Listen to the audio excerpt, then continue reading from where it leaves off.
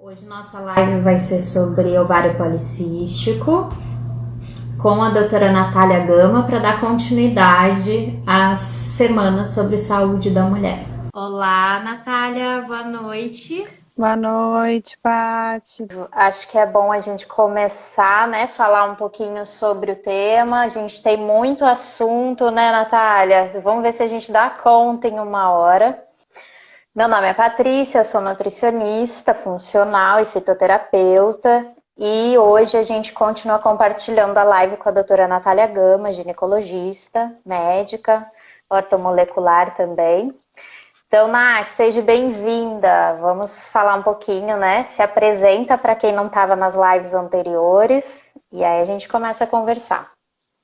Vamos lá. Eu sou ginecologista, Natália Gama, trabalho no Rio, em Ipanema. Tenho 20 anos de formada e trato mulheres de uma maneira geral, sempre de uma maneira que a gente consiga ver a mulher como um todo e não só como peito, vagina, colo de útero. E a minha especialidade principal é patologia do trato genital inferior e colposcopia. Aí vai para a parte de HPV, vulvodínia, as doenças relacionadas à vulva. E ortomolecular eu acabo fazendo sempre nas minhas consultas. E a gente selecionou o tema de síndrome de ovário policístico para a gente dar uma conversada hoje, porque é um tema muito polêmico, é uma coisa que muita gente tem dúvida, muita gente não sabe, fica confuso. Então a gente veio falar um pouquinho sobre a experiência, diagnóstico, como é que é essa síndrome super complexa. Maravilha, Nath. A síndrome do ovário policístico, ela é uma endocrinopatia muito comum, né, entre as mulheres em idade reprodutiva. Antigamente, a visão do tratamento era pílulas anticoncepcionais e hoje nos congressos a gente quer trazer para vocês o que está acontecendo, né, na ciência.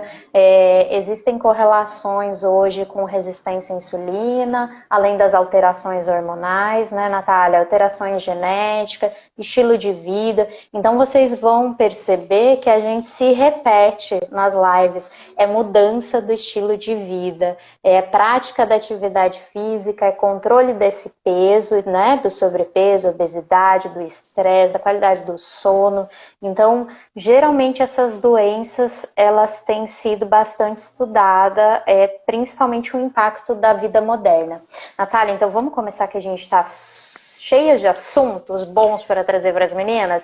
Então vamos lá, vamos definir o que é a síndrome do ovário policístico. Na verdade, a síndrome do ovário policístico é uma síndrome endócrino-metabólica, que é muito comum na mulher. Ela tem uma prevalência de até 20%, se a gente for olhar a síndrome como um todo, porque hoje a gente sabe que essa paciente que é rotulada, que tem ovário policístico, ela não é aquela clássica mulher com ovário policístico, ela vai desde a magra, que não menstrua e que tem acne, queda de cabelo e aumento da quantidade de pelos, desde a gordinha, que tem dificuldade de engravidar, que tem acne, queda de cabelo. Então, hoje a gente sabe que a síndrome, ela é ela tem várias gravidades. É como se tivesse vários escalonamentos de vários clínica, estágios, né, de clínica. estágios e de sinais e sintomas.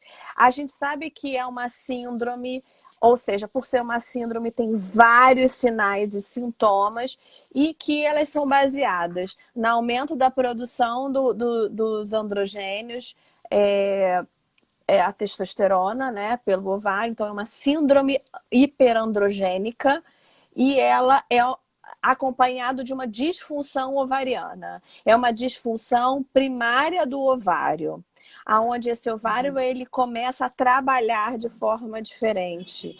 Ele produz muita quantidade de hormônio androgênico, né? Para quem não entende direito esse nome, né? aumento da produção de testosterona, e que essa testosterona acaba agindo em excesso, ela é convertida na pele, principalmente, através de uma enzimazinha, que é a 5-alfa-redutase, em dihidrotestosterona, e que age ali naquele folículo piloso, aumentando seborreia, aumentando a quantidade de formação de pelos, estimulando esse folículo, fazendo aumento da quantidade de seborreia, né? E com isso queda de cabelo e a acne. A acne, E no ovário, ela faz uma disfunção ovariana. Aquele ovário não funciona direito. Ele tem, além da produção do hormônio alterado, você tem uma dificuldade de fazer um pico ovulatório, pico de FSH, que a gente chama, e aí você não consegue ovular e na maioria dos seus ciclos. Ou faz amenorreia, que é a parada completa da menstruação, ou faz ciclos oligo-ovulatórios, ou seja, você ou às vezes ovula, às vezes não ovula, às vezes fica meses sem ovular e depois menstrua, e aí faz essa síndromezinha. É mais ou menos isso que a gente pode dizer como uma definição. Então, os principais sintomas é realmente o crescimento de pelo, né, que as mulheres reclamam, em lugares que seriam mais masculinos, né, Nath? Bigode, barba, não é isso? Na região do umbigo, aquela linhazinha do umbigo, às vezes a mulher faz muito crescimento de pelos ali também, né? E elas se queixam muito de acne. Acne, eu acho que é um dos sintomas também que elas reclamam bastante. Maravilha. Pode porque falar. mexe com a questão, né? Cabelo, né? Cabelo, unha, pele, é estética. Você toma banho e no final do dia já tá todo oleoso. É aquela pele que você lava e continua oleosa, né? E a gente sabe que a acne tem várias questões também, né? Não é só o aumento da seborreia, é uma bactéria em excesso, é a quantidade de óleo, é o bloqueio daquele folículo ali. É uma bactéria que vai crescendo. Então, assim, isso tudo mexe com a questão de autoestima e que vem lá desde a época que você começou a menstruar, né? Que já tem aquela quantidade excedente de hormônio que o adolescente ele já começa a produzir, acompanhado de uma síndrome que ainda piora mais isso, né?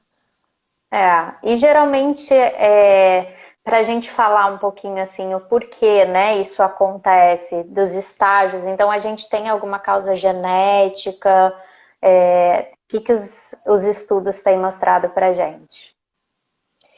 A gente tem que lembrar, assim, que a síndrome do ovário policístico é uma síndrome que é estudada desde 1935. Eu estava olhando os trabalhos que Stein-Levenstein, que foi a primeira nomenclatura da síndrome de ovário policísticos, e chamava síndrome de Levenstein, que era aquela paciente que ficava sem menstruar, que era gordinha, que tinha aquelas linhas, umas manchas características da síndrome, queda de cabelo, aquela paciente com muito pelo, aquela bem clássica.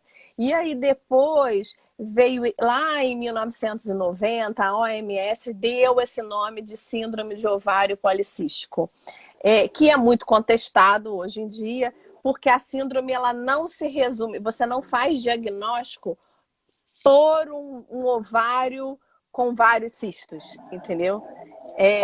Então, eu tenho pacientes assim, que ela fala, mas meu exame não deu nada. Exato. E a médica falou que eu tenho ovário policístico, não tô entendendo, né? Não, e é muito confuso isso. É confuso. Eu pego muita paciente que chega adolescente, que tá com aquele ovário maturando ainda, 14, 15 anos, que ela não menstrua regularmente, porque o ovário ainda tá ali engatinhando. Ela às vezes fica 2 meses, aí menstrua muito, aí aquela pele mais oleosa. Aí o ginecologista vai lá, pede uma ultrassonografia pélvica, de repente ali naquele processo ainda pré-ovulatório e vê aqueles folículozinhos, que às vezes são fisiológicos, né? Porque a gente tem aqueles folículos primordiais no ovário, que eles estão ali. Só que o problema é que eles não ovulam. E aí acaba dando esse nome para paciente, faz esse diagnóstico, não, você tem síndrome de ovário policístico. Isso às vezes a menina com 14, 13 anos, e aí E ela já fica com saía com aquilo a na pílula. cabeça. Não, e às vezes já sai Já com uma sa- pílula da consulta, para assim, tipo tratar. com 12, 14 anos. E aquele ovário ainda está maturando, ele ainda está pegando aquela coisa do ciclo, de ficar aquela coisa de vamos ovular e às vezes não ovula, e aí depois ela vai maturando e aí a coisa vai seguindo e ela fica com aquilo na cabeça, né? Então, assim, Aham. primeira coisa, esse nome é muito contestado hoje em dia, mas ainda não definiram um nome melhor.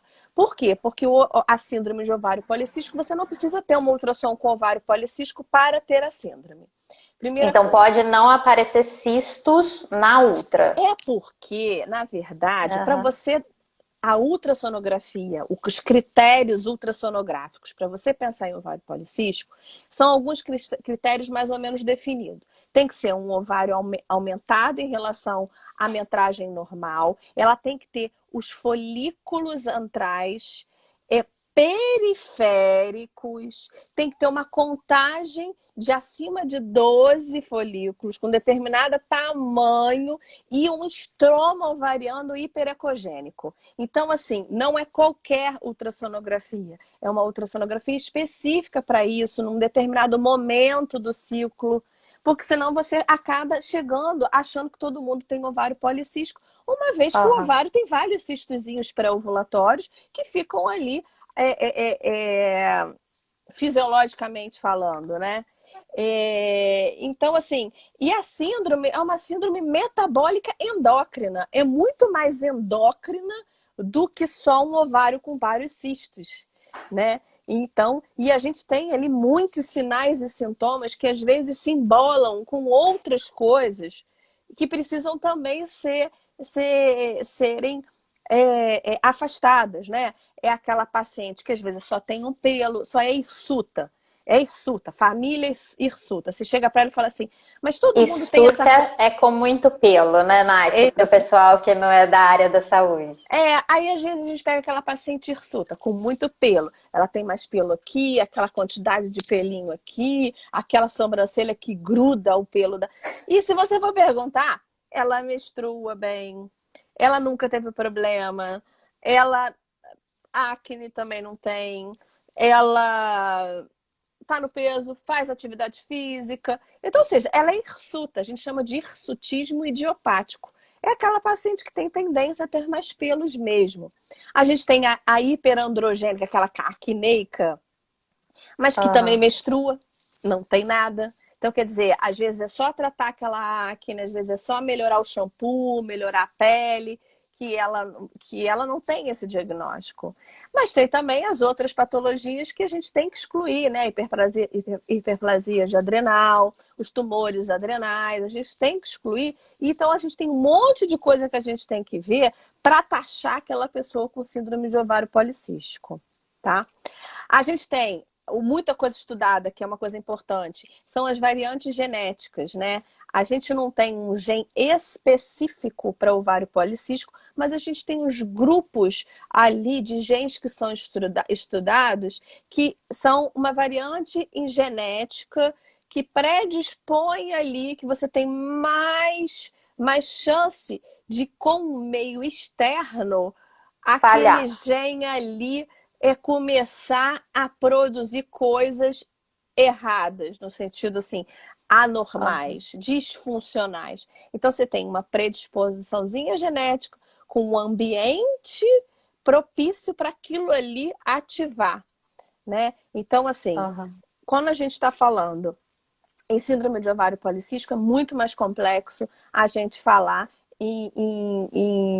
por que eu tenho isso, né? Pode ser genética, Aham. misturado com estilo de vida, misturado com um monte de outras coisas associadas, né? Isso, é. Eu acho que hoje se discute bastante mesmo, né, Nath, a questão das causas. Então, esses genes, a gente tem alguns polimorfismos que poderiam estar relacionados aos androgênios, a falha dessa produção hormonal, e outros relacionados à resistência à insulina, que é uma das coisas também que a gente vai dizer que tem uma correlação com a síndrome do ovário policístico, né? Então, a etiologia, né, o porquê essa mulher teria SOP. Então, a gente tem uma genética que poderia contribuir. Pode falar pra gente, Nath? Uma genética que pode contribuir e mais um meio ambiente propício para aquela genética acontecer, né? É aquela paciente que ela tem uma oleosidade de pele, o que acontece? Vamos lá. O que o ovário ele faz? O ovário disfuncional produz muito androgênio que vai agir na pele, causando todas as questões que a gente está falando. Queda de cabelo, aumento de seborreia, acne e aumento da quantidade de pelo. Mas essa testosterona em excesso, ela vai fazer mais quantidade de acúmulo de tecido adiposo. Vai fazer uma adipogênese. Ela vai aumentar a quantidade de adipócitos. Então, ou seja, você tem tendência a ganhar peso se você ainda come errado, não faz atividade física. Ou seja, essa tendência triplica. E aí, essa quantidade de adipócitos, além de fazer citocinas inflamatórias, que a gente já discute tanto, né, das doenças inflamatórias crônicas, ela faz um aumento da produção de insulina. E essa insulina, ela acaba não fazendo o efeito que ela teria que fazer, que é o quê? Colocar a glicose para dentro da célula. Então, essa insulina, ela não faz o efeito, você tem muita insulina, o seu pâncreas está trabalhando pra caramba para manter aquele açúcar dentro da célula e daqui a pouco ele vai parar de funcionar e vai causar o diabetes tipo 2, né? Que é o diabetes, por quê? Porque o pâncreas cansou de fazer aquela insulina ficar alta e ela ali não está funcionando mais, que a gente chama de resistência à insulina. O que é? É a insulina não fazendo o papel dela e aumentando ali na sérica e aí acaba causando o diabetes depois, com todas as consequências que o diabetes faz devido à obesidade. E acaba sendo um ciclo vicioso, né? Porque você aumenta a insulina, diminui a SHBG, aumenta a testosterona livre, aumenta a insulina mais bagunça todo mundo. Exato. A insulina bagunça. Eu sempre falo isso para paciente com a insulina alta no consultório, né? Insulina, ela piora tudo. Insulina pode gerar menopausa precoce, né? Por conta dessas alterações hormonais que a gente tem.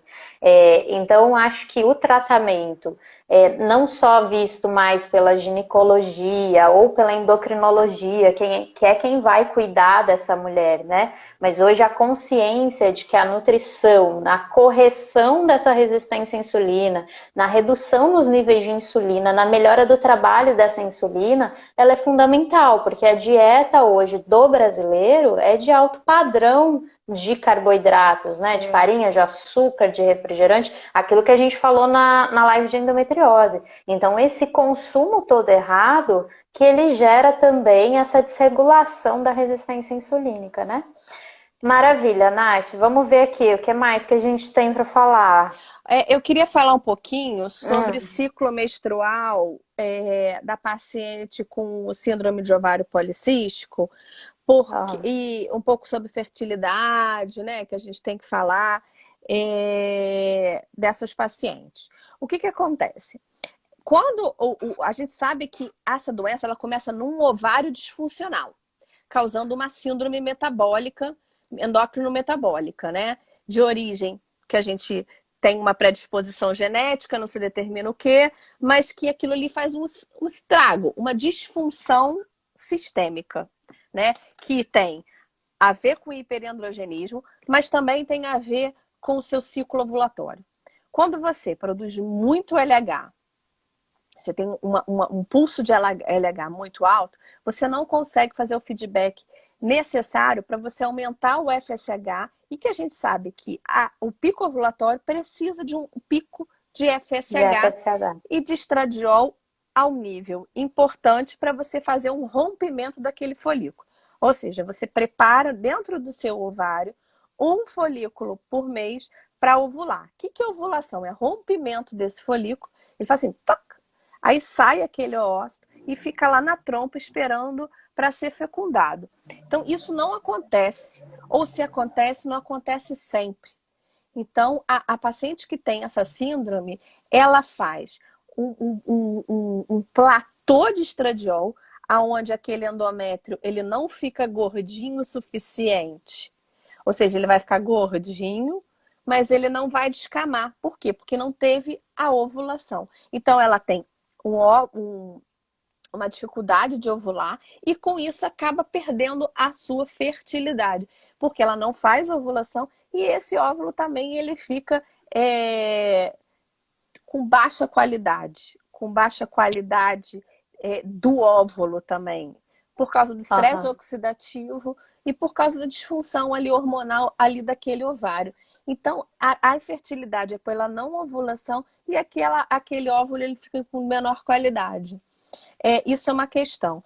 Mas isso é reversível, né? O que eu acho mais interessante dessa doença, eu acho ela até mais fácil, às vezes, quando a gente pensa na endometriose. A síndrome do ovário policístico é uma questão de corrigir esse ciclo que está meio errado, né? Tentar corrigir esses androgênios, que é a alteração desses hormônios que você está explicando pra gente, trabalhar com a resistência insulínica, que eu melhoro a taxa de ovulação, e trabalhar com estresse oxidativo, que a gente deixa esse óvulo mais nutrido para quando tiver que receber ali, fazer o processo de fecundação, né, Nath? Então, acho que é uma doença que a gente hoje consegue pontuar melhor, apesar de não identificar direito as causas, isso ainda é muito discutido, né, além da genética, mas eu acho que o tratamento ele tem sido mais eficiente dentro da nutrição, da ginecologia e endocrinologia.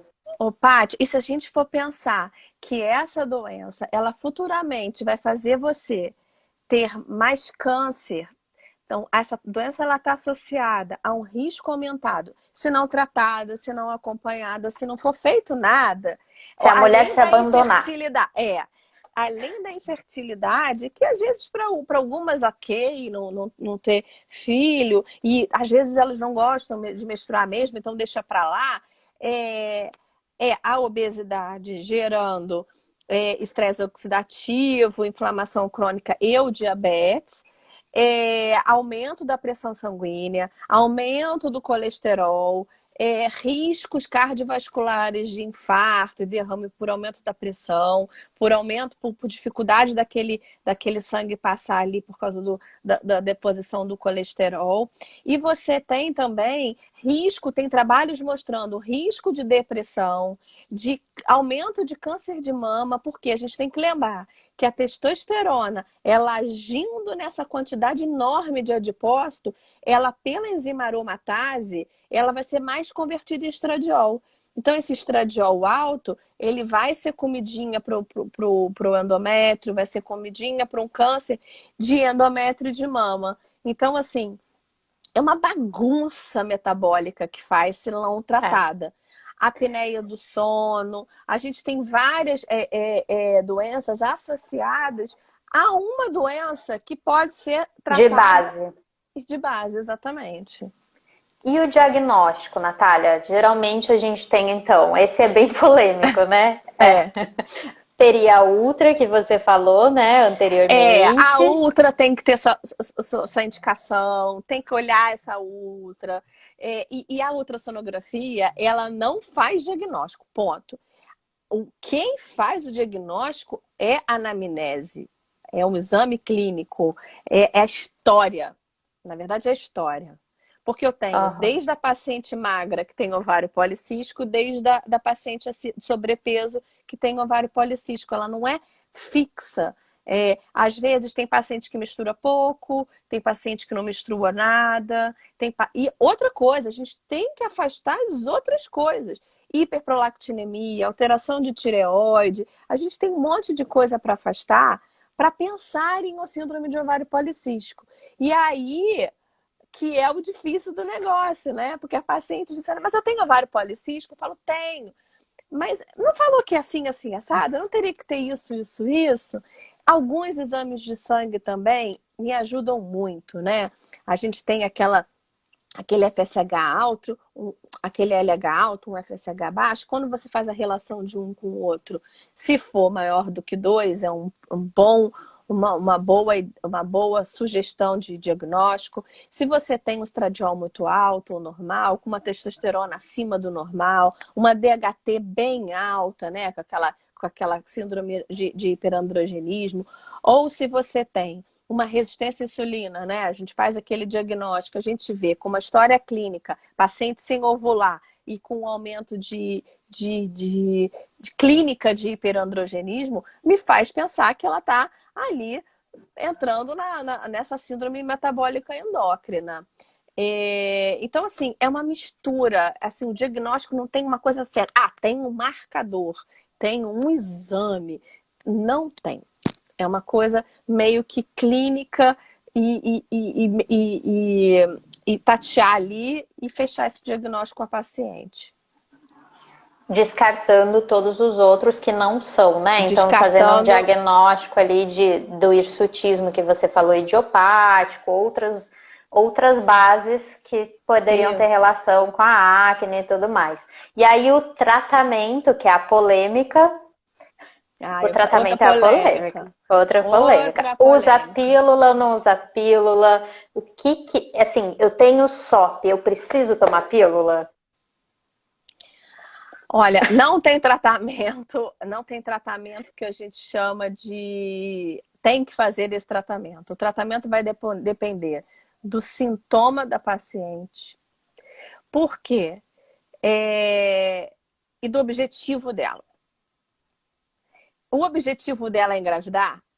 O objetivo dela tratar o hiperandrogenismo? Qual que é esse objetivo? Tudo bem? Será que ela quer tomar remédio? Ela não quer tomar remédio? Por que eu tenho que passar remédio? Né? Então, por exemplo, vamos dar um exemplo. Vamos fazer assim, as pacientes. Faz de conta que uma paciente 1 não tem nenhum sintoma. Por um acaso, os exames dela de sangue deram alterados, o DHT, a testosterona, mas ela não tem oleosidade na pele, ela não tem acne, a ultra dela tá bonitinha, tá limpinha, ela não tá pensando em engravidar. Usa pílula ou não usa pílula? Ela só tem um problema de não menstruar.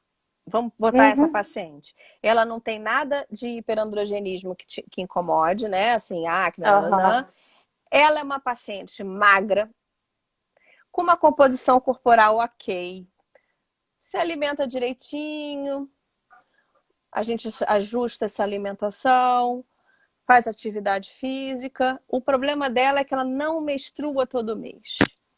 Se eu faço meus exames, o endométrio dela tá fininho, e ela fala para mim, Natália, tudo bem, não tem problema não. E ela vai regularmente comigo. Eu acompanho esse endométrio. E ela não quer engravidar agora. O que ela vai fazer? Ela vai saber que ela pode, às vezes, fazer uma ovulação e ela pode engravidar. Então, ela tem que usar tabelinha, aplicativo, usar camisinha, se cuidar de outras formas. Mas não necessariamente eu preciso usar remédio para ela. O dia que ela quiser engravidar, eu preciso acordar esse ovário dela. Eu preciso induzir essa ovulação dela, porque provavelmente ela vai ter dificuldade e eu preciso atentar ela mais. Não dá para ser mãe muito para frente, porque a gente tem um ovário mais preguiçoso, a gente tem um ovário disfuncional.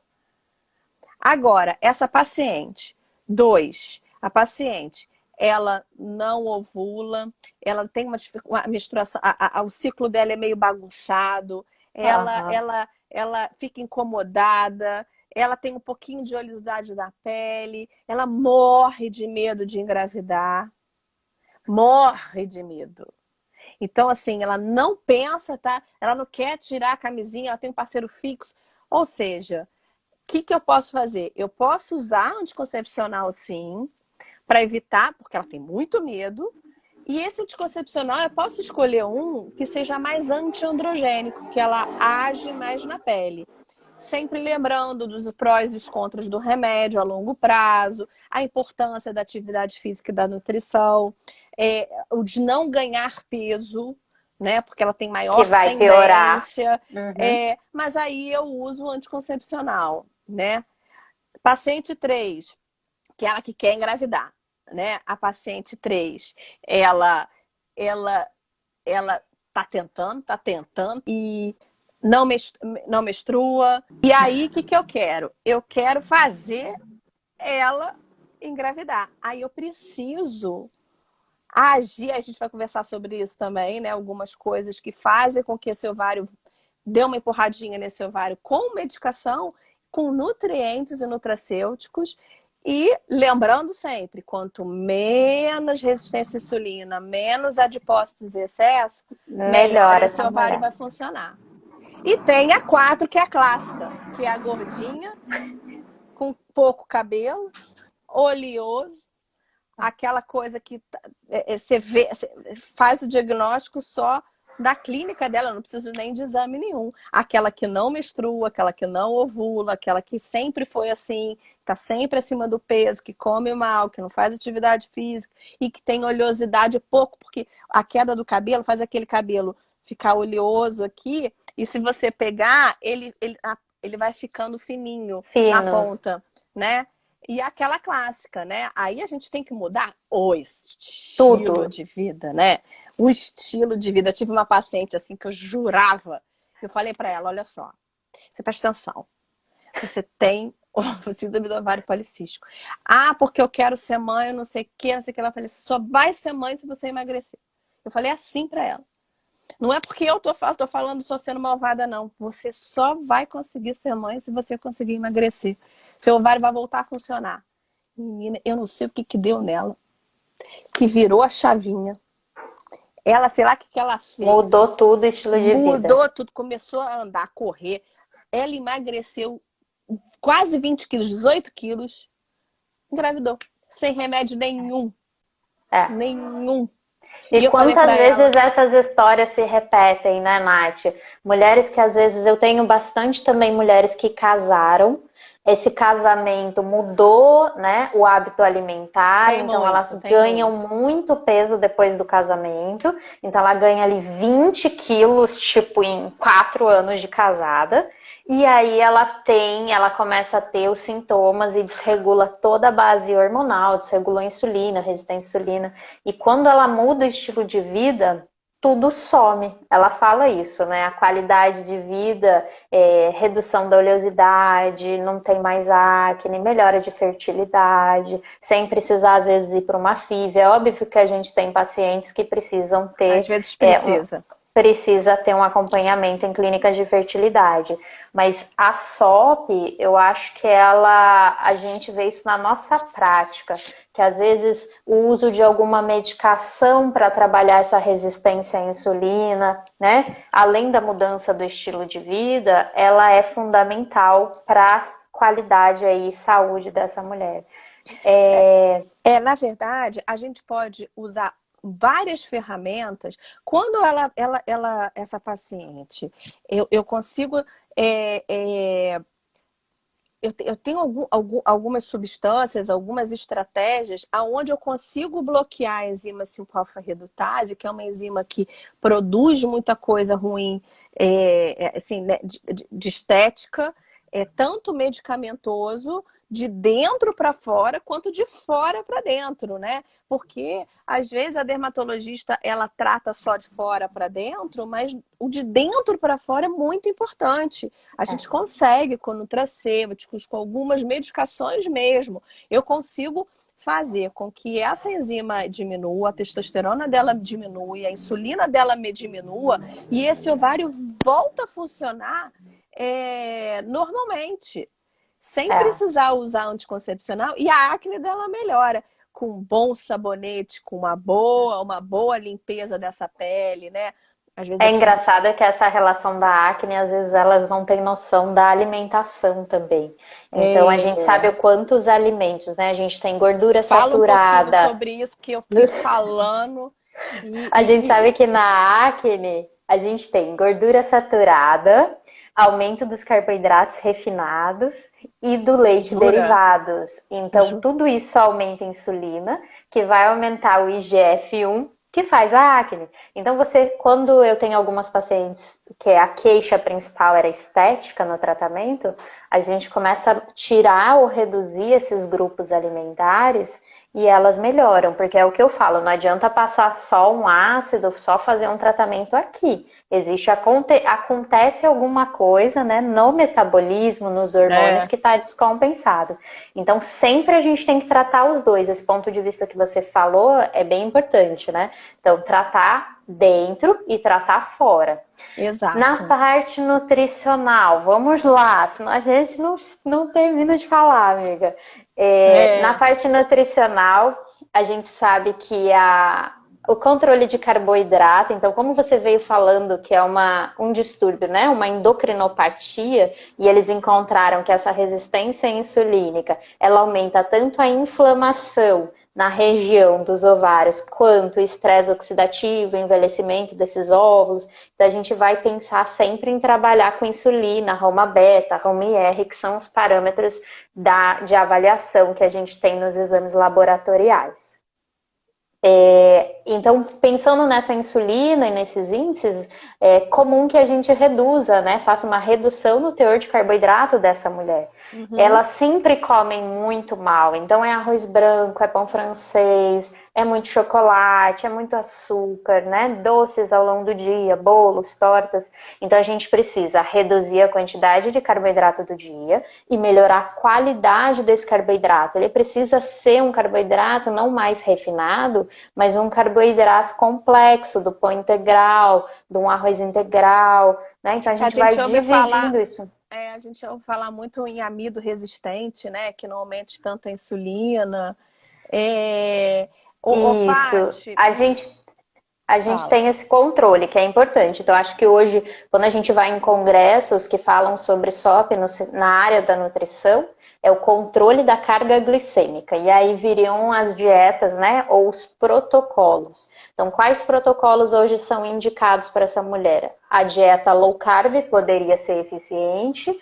A dieta cetogênica, porque também tem uma redução no consumo de carboidrato. E no jejum intermitente também, porque melhoraria a resistência à insulina. Nenhuma delas a gente deveria fazer sem acompanhamento de nutrição, porque quando eu reduzo ou eu corto alguns grupos alimentares, a gente gera deficiências nutricionais, né? Então, às vezes eu tiro um grupo, mas eu não coloco outro no lugar para repor aquelas fontes, né, de vitaminas e minerais. Então, a low carb até dá para fazer sozinho em casa, né? Hoje a gente consegue ter acesso a alguns protocolos, mas não precisa ser zero carb, eu brinco, porque tem muita gente que tira fruta, tira todos os carboidratos do dia. Então, não teria necessidade. E melhorar a qualidade desse carboidrato. Então, tem que tirar refrigerante, não tem jeito. Não adianta cair, mudar tudo para produtos com adoçante, porque esse adoçante, ele causa uma disbiose, e essa disbiose causa uma endotoxemia metabólica, que a gente piora a resistência insulínica. Então, assim, a mulher é 880, né? A gente tem muito hormônio aqui dentro, então, assim, a gente é a louca do açúcar, a louca do adoçante, né? Ninguém consegue encontrar o meio termo. Então, essas mudanças têm que acontecer de uma forma que seja melhor para esse metabolismo e para essa resistência insulínica. Você fala um pouquinho sobre o adoçante. É muito polêmico, né, o adoçante também, nessa história toda, né? Nossa, eu faria uma live só sobre adoçantes. Pois é. A gente tem assim, ó, a gente tem os adoçantes artificiais, que é aquelas moléculas criadas pela indústria, que hoje já caiu em desuso, né, pelas nutricionistas, que é a sacarina, aspartame, a cesulfame. E aí a gente tem as moléculazinhas que são mais naturais, stevia, xilitol, tamaltina.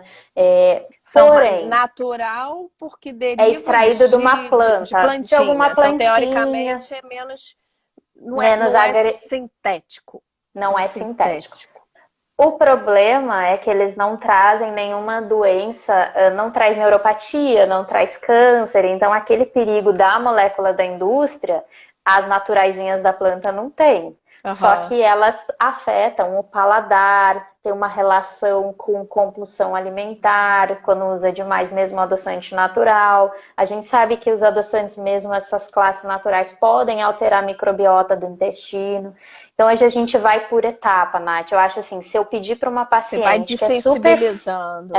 uma paciente formiga, no dia seguinte acordar e não comer mais nada com adoçante é muito difícil. Então, acho que a gente tem que adaptar.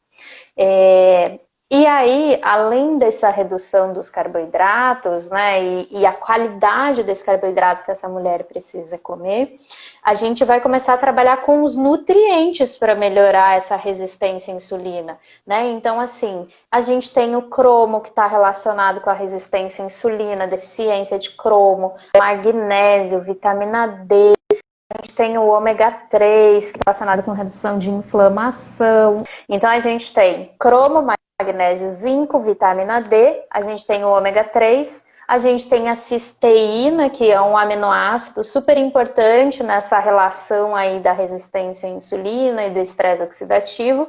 E a gente também tem o inositol. Natália, quando a gente começa a falar de tudo isso, tá tudo em alimentos que essa mulher com ovário policístico não gosta de comer. Cereais É o integrais. colorido. O colorido Não, os farelinhos. Farelinho de aveia, semente é de comida de chia, passarinho. comida de passarinho. Comida de passarinho. Semente de abóbora, semente de girassol, Nem sabe o que é. castanha. Não come. Então, assim, se a gente for listar esses nutrientes, geralmente eles estão ali dentro desses alimentos, que não faz parte da rotina da mulher com ovário policístico, tá? Essa resistência à insulina, então, ela pode ser trabalhada com a nutrição, com esses micronutrientes, através de exames. A gente gosta muito, né, de ver no sangue quanto tem para repor. O que eu vejo às vezes, zinco muito baixo, selênio muito Tem. baixo, São os magnésio muito baixo. O antioxidantes, zinco é né? muito importante. Muito, até para pele, O para acne. boro, Zinco então, baixo geralmente piora a qualidade da pele. Então a gente sabe que o paciente com acne, geralmente, uma das coisas que eu peço no exame é zinco, porque ele melhora a estabilidade da pele da mulher. Então isso por causa do acontece turnover, tá. do turnover da pele. Trata a desbiose, né? Que esses pacientes têm, Sim. óbvio, desbiose.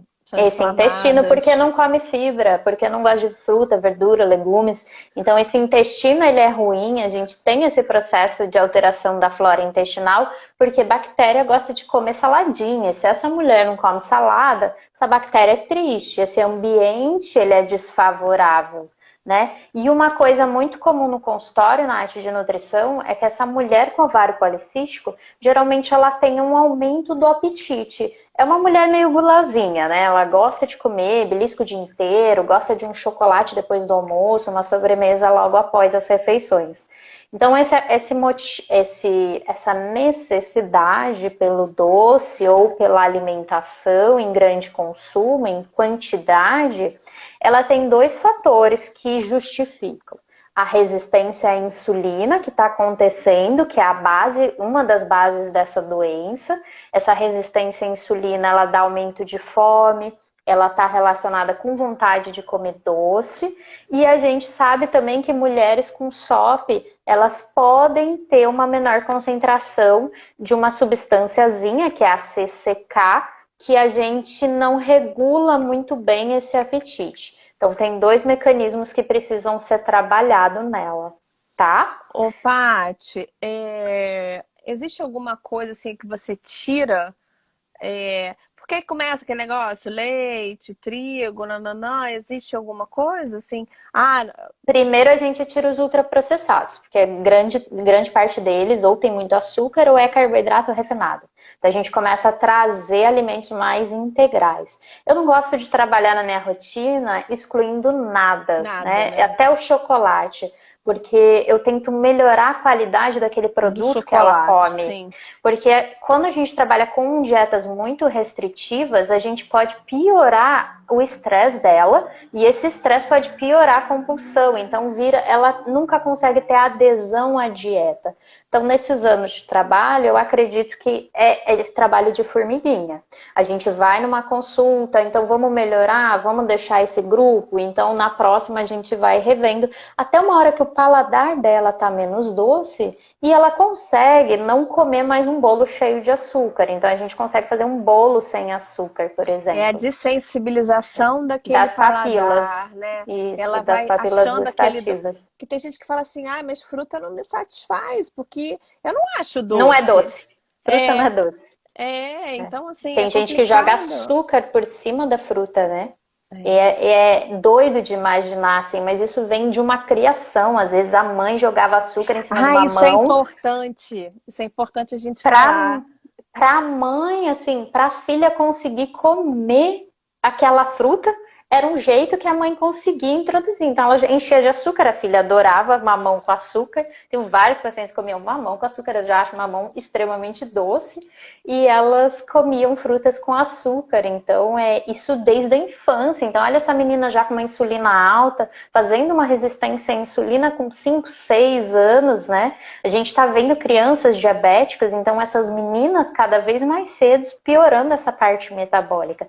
E aí uma coisa que a Natália, a gente estava discutindo hoje à tarde, era do período intrauterino. Então essa mãe, né, Nath, na gestação, quando ela tem um alto consumo de carboidrato, que ela tem ali um alto consumo de açúcar, ganha muito peso, ganha 20 e poucos quilos na primeira gestação, existe uma alteração na epigenética desse bebê. Então, a gente sabe, né, que poderia favorecer essa criança mais tarde ter o desenvolvimento da ovário policístico. É que ela está num ambiente né, com muita glicose.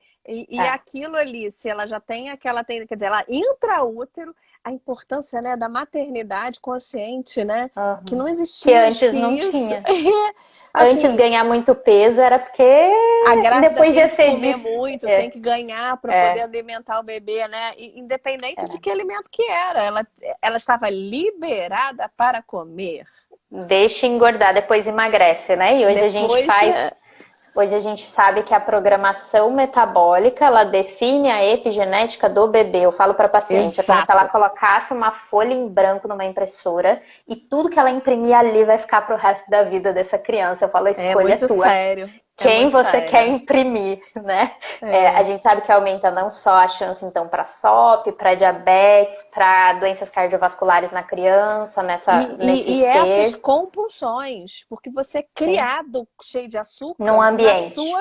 Naquele ambiente, ou você está acostumado. Aquilo ali, você vai virar uma formiguinha a vida inteira. Né? Então hoje a nutrição durante a gestação vai muito além só desse ganho de peso e diminuição do risco. E aí a gente tem assim, uma outra coisa que eu quis trazer para vocês, que são coisas que acontecem no consultório, né? A mulher com SOP, Nath, ela se queixa muito de queda de cabelo. Então, é isso que eu ia perguntar agora, se existe alguma estratégia nutricional para a gente bloquear assim, a alfa-redutase, que não só medicamentosa. Né? Então, essa mulher às vezes chega com a queda de cabelo por conta do sebo, da oleosidade e até desses androgênios todos bagunçados. Então ela chega e fala assim, Patrícia, eu tomo um produto, uma cápsula para evitar a queda de cabelo, mas não tá tendo resultado nenhum. Né? Isso é muito comum. Então, é muito comum. Eu tô tomando biotina, eu tomo o produto X ou Y lá da drogaria. Dizem que é bom para cabelo. Dizem que é bom para cabelo, mas para mim não funcionou, né? Então ela tá mirando no lugar errado, porque o problema dela não é a biotina, não vai ser às vezes um pantotenato de cálcio ou um colágeno que ela tá precisando para esse cabelo. Ela precisa melhorar essa conversão dela da testosterona em dihidrotestosterona. E aí a gente tá falando da 5-alfa-redutase. Durante os estudos, eu não encontro nenhum alimento que faz esse bloqueio, que evita, né, essa conversão e melhora e tal. Então, a gente sabe que tem fitoterápicos que ajudariam. Então, na minha prática, eu consigo trabalhar com suplementação encapsulada de fitoterápicos. Então a gente tem a amora, a gente sabe que a urtica dioica melhora, a Natália pode usar o sal palmeto, que é uma outra planta que é exclusivo da médica, de prescrição médica. Então tem plantinhas que podem o teu médico, né, se ele tem especialidade ou trabalha com suplementação, usar alguns fitoterápicos. O chá de hortelã parece melhorar também essa conversão. Então, poderia tomar 2 xícaras, mais ou menos, de chazinho de hortelã. Ele só é contraindicado para mulher com refluxo. Então, se ela está procurando melhorar essa conversão, mas ela tem refluxo, ela não deveria usar, ok?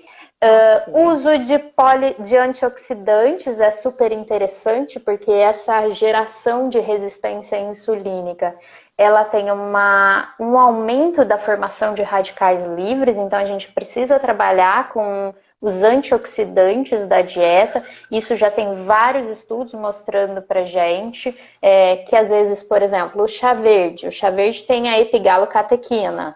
Então as epigalocatequinas do chá verde são antioxidante, anti-inflamatória. Então eu estou tentando trabalhar essa doença, esse distúrbio endócrino, que tem a ver com obesidade, com o tecido adiposo. Essa mulher está toda inflamada, está toda desregulada.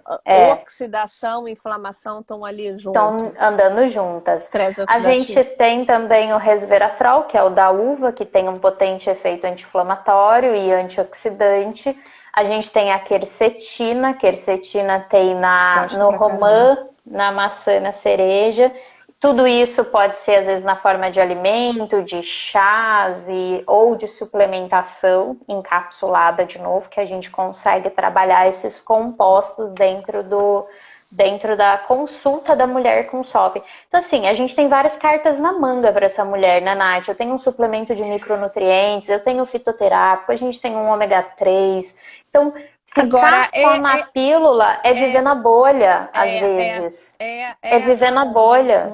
E hoje em dia eu tenho bastante paciente que eu consigo... Tem resultado. Ter resultado sem usar anticoncepcional. Melhorando até a ovulação dela, tá? Se ela... E voltamos a dizer, não adianta uma estratégia. São várias estratégias que em conjunto vão dar certo. Então, assim, não dá só para tomar anticoncepcional, comer errado. Ou só tomar suplemento e ficar sedentária e gordinha e não resolve. Vai ser cobrado depois. Vai ser cobrado depois, não vai ter jeito. Então, assim... A conta chega mais cedo ou mais tarde. A conta chega. Ou é porque não consegue engravidar, ou porque vai ter uma doença importante depois, ou é porque vai ficar realmente com o cabelo fraco, com a pele feia. E não é só isso, o intestino preso, aí vai ficar mal-humorada. Quanto mais mal-humorada, mais briga com alguém. Aumenta a depressão, aumenta o risco de distúrbios, né? Assim, é tudo junto. A gente volta a dizer toda a live, né? Acho que é meio... a gente termina sempre repetindo.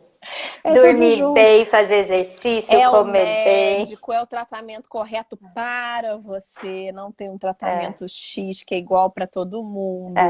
Né? Tem gente que tem que tomar remédio, tem gente que não tem gente que eu tenho que colocar para engravidar, tem gente que eu até boto um DIU mesmo. Às vezes eu tenho indicação de colocar DIU. Apesar que a gente sabe que o Mirena e agora o Kailina, que são de dispositivo intrauterinos, hormonais, às vezes eu uso. Eu explico para paciente, eu trato essa acne, esse hiperandrogenismo, eu aviso ela que no início às vezes vai dar uma alteração na pele, mas que se a gente usar a estratégia nutricional, se a gente não aumentar o peso, se eu conseguir bloquear essa enzima de outra maneira, quem sabe não dá para usar um Mirena também, né? E aí eu evito... faço ela ficar sem engravidar, evito a pílula oral, eu consigo afinar esse endométrio evitando câncer de endométrio no futuro. E algumas eu tenho que fazer o quê? Uma estratégia nutricional para melhorar a fertilidade dela, né? Que a gente sabe que tem outras zilhões de coisas que a gente pode usar. E eu dou aquele empurrão com medicamento no ovário e a gente consegue fazer com que ela engravide muitas das vezes, e às vezes não, às vezes realmente precisa de um empurrão maior com fertilização in vitro, um ICS, um uma outra estratégia, mas que vai estar tudo junto do mesmo jeito. Não vai ter jeito. Nath, vamos A gente tem encurtar que aqui, acabar, que a né? gente, eu queria uma dúvida só pra gente acabar, senão essa pessoa esgana a gente, que eu não tirei a dúvida dela. Não vai. Ó, dúvida, exames normais, a pessoa tinha SOP, exame ruim, demorou pra engravidar, agora, exames normais, não tem mais sintoma, o ciclo tá regular, ela tá curada? Ela vai ter sempre esse ovário disfuncional. Eu acredito nisso. Só que ela Uma vez SOP, sempre SOP. Tá dormindo. ela está compensada. Que é o que a gente Isso. quer. Ela está compensada. Então, acredito que essa mulher mudou o estilo de vida dela. Provavelmente. Faz exercício, mudou a dieta, comia mal, melhorou. Quando o filho nasceu, ela entrou assim um pouco mais nessa área da nutrição e incluiu mais verdura, legumes, se cuida mais, né? Então, acho que um exercício físico. Então, acho que, assim, uma vez SOP, para sempre SOP. A gente tem lá aquilo meio que dormindo, e se eu voltar a relaxar na dieta e no sedentarismo, voltar a ter sintomas. E engordar 10 quilos, eu volto a ter sintomas. A gente tem uma tendência a desregular os hormônios, que são os androgênios. Eu acho que ela é compensada. Ela está equilibrada. E aí não precisa de pílula, porque se ela tá bem, não usa pílula, né? Não, acompanha endométrio, acompanha os exames, pesa, vê composição corporal, alimentação. Vê se não é a falsa magra, né? Se é a falsa magra. Falsa magra. Usar shampoo específico, limpar bem essa pele, usar alguns nutracêuticos também que a gente usa, mas ela está equilibrada. Agora, se curar disso... Mantenha. Time que está ganhando não mexe. Pela fisiopatologia da doença, não tem cura, tem equilíbrio, controle, que é o que a gente quer. É isso aí. Nossa, a gente conseguiu falar de tudo. Acho que Deu 2 minutinhos só, deixa eu só ativar aqui o comentário. A gente queria agradecer todo mundo que esteve hoje aqui na live com a gente. A semana que vem a gente vai ter um outro encontro, né? A gente ainda tem mais 2 encontros, 2 quintas-feiras ainda às 19 horas, com mais 2 temas super interessantes que a gente vai abordar, eu e a doutora Natália. Natália, obrigada, foi ótimo. Foi ótimo. Beijo grande. Foi muito bom. Que bom que vocês gostaram. Ela vai ficar salva no meu Instagram, nesse aqui da Vovodínia, e também no Instagram da doutora Natália Gama e no YouTube também. Nath, um beijo boa Paty. noite. Beijo. Tchau.